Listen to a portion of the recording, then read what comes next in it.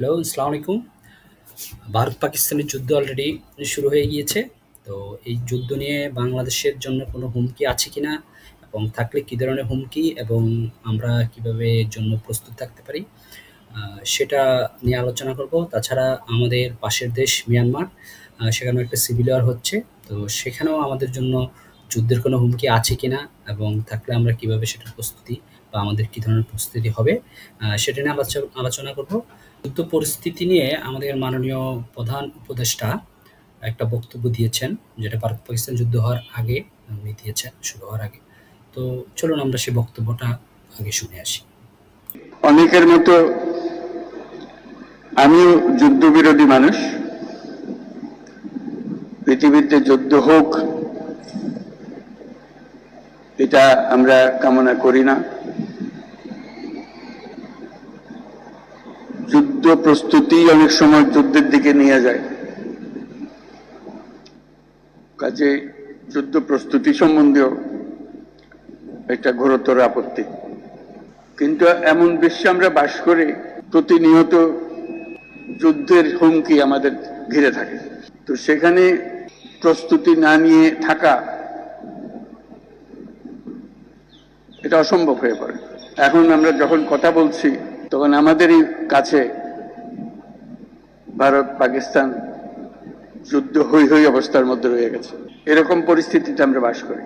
তো কাজেই এই পরিস্থিতির মধ্যে প্রস্তুতি না নেওয়াটা আত্মঘাতী। তাহলে আমরা দেখলাম যে আমাদের প্রধান উপদেষ্টা আমাদের জন্য যুদ্ধের প্রস্তুতি রাখার জন্য বলছেন। তো আমিও তাই মনে করি যে যে কোনো দেশ, স্বাধীন দেশ, তার সার্বভৌমত্ব রক্ষার জন্য এবং যেহেতু আমাদের একটা চৌকো সেনাবাহিনী আছে, সবাই আমাদের একটা বাহিনী আছে, যুদ্ধের প্রস্তুতি রাখা উচিত। তো পাকিস্তান, ইন্ডিয়া পাকিস্তান এখন যেই যুদ্ধ করছে এটা আসলে ফুল ওয়ার এখন না, এখনো শুরু করে নাই। তারা জাস্ট বর্ডারে যুদ্ধ করছে, যেটা ইরান এবং ইসরায়েল যেভাবে করে, ইরান মিসাইল বা ওদের ড্রোন ক্ষেপণাস্ত্র ছড়ে, ইসরায়েল আবার ওখান থেকে পাল্টা বিমান আক্রমণ করে। তো এটাকে বলে ডগ ফাইট যুদ্ধ, মানে দুই দেশের সীমানা থেকে যুদ্ধ বিমান দিয়ে যুদ্ধ করা, ক্ষেপণাস্ত্র ছোড়া, ড্রোন দিয়ে যুদ্ধ করা। তো ইন্ডিয়া পাকিস্তান এখন এই যুদ্ধটাই করছে। সর্বাত্মক যুদ্ধ আহ, এখনো শুরু হয় নাই। তো আমার মনে হয় না যে ওরা সর্বাত্মক যুদ্ধ শুরু করবে ওইভাবে, যেটা হলো একদম রাশিয়া ইউক্রেনে যেটা করছে। ইউক্রেন, রাশিয়া যেরকম ট্যাঙ্ক ওর বাহিনী নিয়ে আহ, ইউক্রেন দখল করছে, কিছু অঞ্চল দখল অলরেডি ক্যাপচার করে ফেলছে। তো এরকম যে সামনাসামনি যে যুদ্ধ, সেটা একদম ফুলওয়ার বিভিন্ন বিমান বাহিনী, সেনাবাহিনী এবং নৌবাহিনী, ৩ টা বাহিনী মিলেই যে যুদ্ধটা করে এবং ল্যান্ড, একটা দেশ আরেকটা দেশে যে তার ল্যান্ড ক্যাপচার করে বা দখল করে। তো ভারত পাকিস্তান মনে হয় না এই ধরনের যুদ্ধতে যাবে। তো এইজন্য এরকম যুদ্ধতে যদি না যায় ভারত পাকিস্তান, তাহলে আমি মনে করি যে বাংলাদেশের জন্য কোনো হুমকি নেই।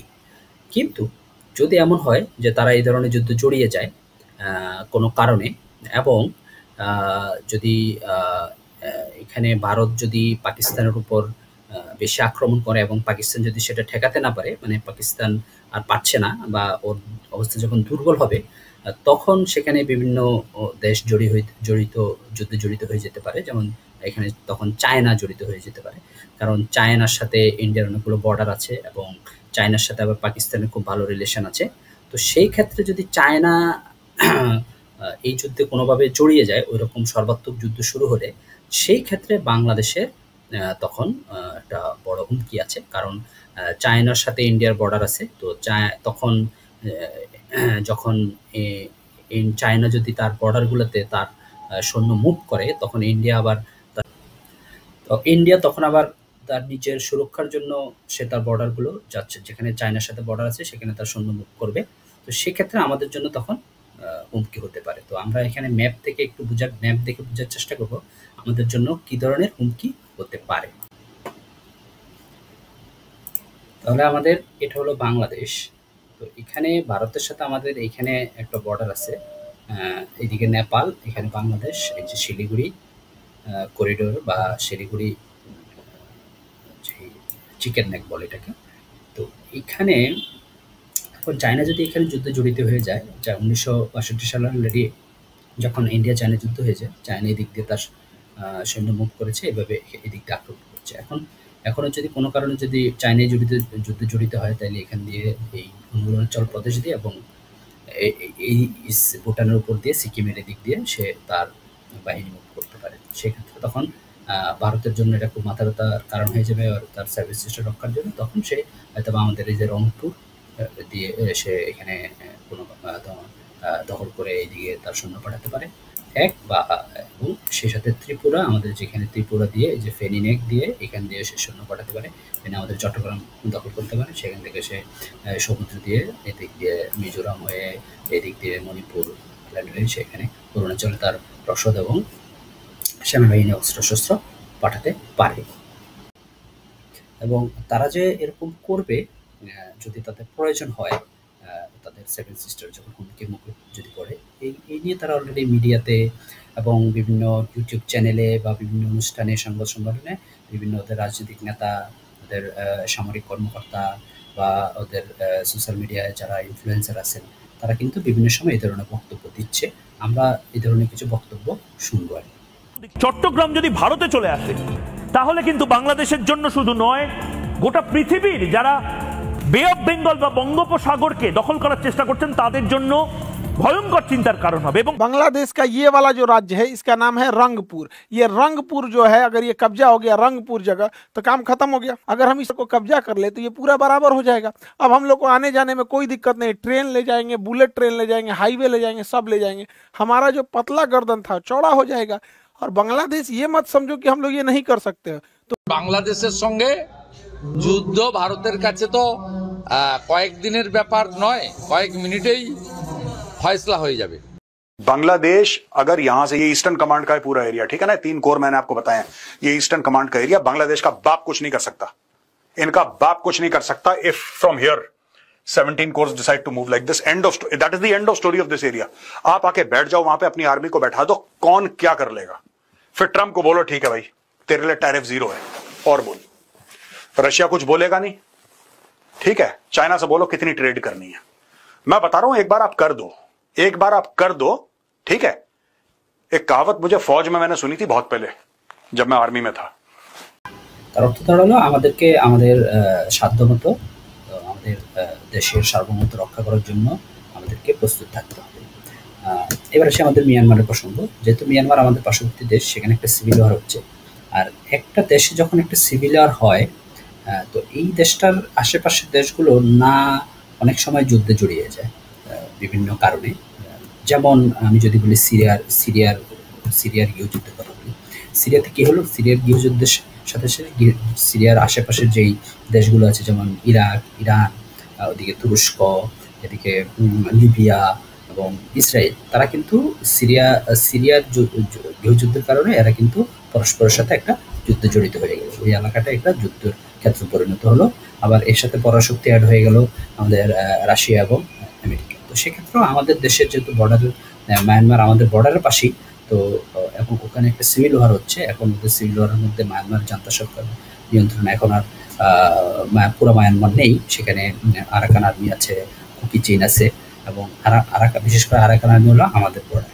তো আমাদের যেই প্রধান নিরাপত্তা উপদেষ্টা খলিলুর রহমান সাহেব ওদিন সংবাদ সম্মেলনে বলেছেন যে এখন গ্রাউন্ড রিয়েলিটি হলো জান্তা সরকারের সাথে আমাদের এখন আসলে আমরা মিয়ানমারের সার্বভৌমত্ব বা ওর সেটাকে আমরা অবশ্যই সম্মান করি, কিন্তু এখন গ্রাউন্ড রিয়েলিটি হলো আমাদের পার্শ্ববর্তী বর্ডারে চলে আসলো আমাদের এখন আরাকান আর্মি। সো আমাদের এখন ওদের সাথে যোগাযোগ করতে হবে। এতে কেউ যদি সেটা অন্যভাবে নেয় বা কিছু মনে করে, সেখানে আসলে আমাদের বাংলাদেশের কিছু করার নেই। উনি অলরেডি এটা বলেছেন। তো বাংলাদেশ সরকার যেহেতু এখন আরাকান আর্মির সাথে যোগাযোগ করছে বা ওদের সাথে একটা কূটনৈতিক সম্পর্ক স্থাপন করতে চাচ্ছে, তো এতে জান্তা সরকার ক্ষুব্ধ হয়েছে এবং বাংলাদেশ সরকার অলরেডি চিঠি দিয়েছে তো এটার প্রতিবাদ করে। তো এখন বিষয় হলো যে মায়ানমারের জান্তা সরকার থেকে আমাদের দেশে কোনো যুদ্ধের হুমকি আছে কি না সেটা দেখতে হবে। তো আমার মনে হয় যে জান্তা সরকার এখন অত ক্ষমতাও নেই বা ওদের এত শক্তি নেই যে ওরা একটা যুদ্ধ করবে আমাদের সাথে। আর যুদ্ধ করতে হলে ওদের এখন সেটা একটু ম্যাপ দিয়ে আগে দেখি জান্তা সরকার বা ভিয়েতনামের অবস্থাটা। ওকে, তাহলে আমরা যদি ম্যাপটা দেখি, হলো হলো মায়ানমার। তো মায়ানমারের এখানে এই মাঝখানটাতেই এখন শুধু জান্তা সরকারের নিয়ন্ত্রণে আছে। বাকিরা আমরা যদি বাংলাদেশ বর্ডারে দেখি, এই যে চট্টগ্রাম কক্সবাজার এই দিক থেকে মোটামুটি এই অঞ্চল পুরোটা অঞ্চলই হলো আরাকান আর্মির দখলে।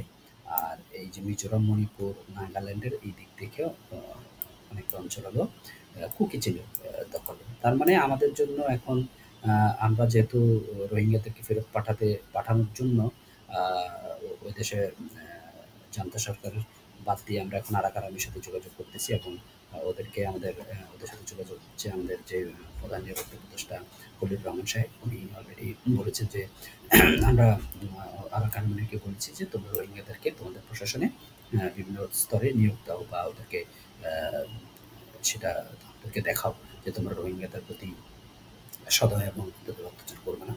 দেন সেটা হলে দেন আমরা পরবর্তীতে আরাকানদের সাথে আমাদের কি সম্পর্ক হবে এটার উপর ভিত্তি করে ডিসিশন নেব। তো এখন এই কারণে বার্মা অলরেডি মায়ানমার অলরেডি আমাদের সাথে একটু ক্ষুণ্ণ হয়েছে, ওরা চিঠি দিয়েছে বাংলাদেশ সরকারকে।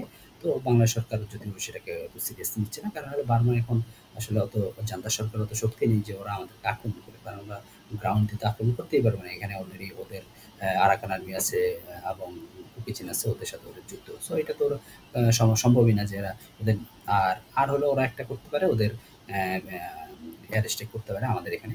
তো সেটাও মনে হয় না এখান থেকে উড়ে গিয়ে ওদের এত পাওয়ার আছে যে ওদের বিমান বাহিনী এত শক্তিশালী যে ওরা এত হার্ড লাইনে যাবে। তো তো আমার মনে হয় না মায়ানমারের পক্ষ থেকে এখন এই ধরনের কোনো যুদ্ধের হুমকি আছে। তারপরে আমাদেরকে সতর্ক থাকতে হবে আমাদের সার্বভৌমত্ব রক্ষার জন্য, বা আমাদের মধ্যে গোয়েন্দা তথ্য নিতে হবে যে আসলে ওরা কি ভাবছে বা কি করতে পারে।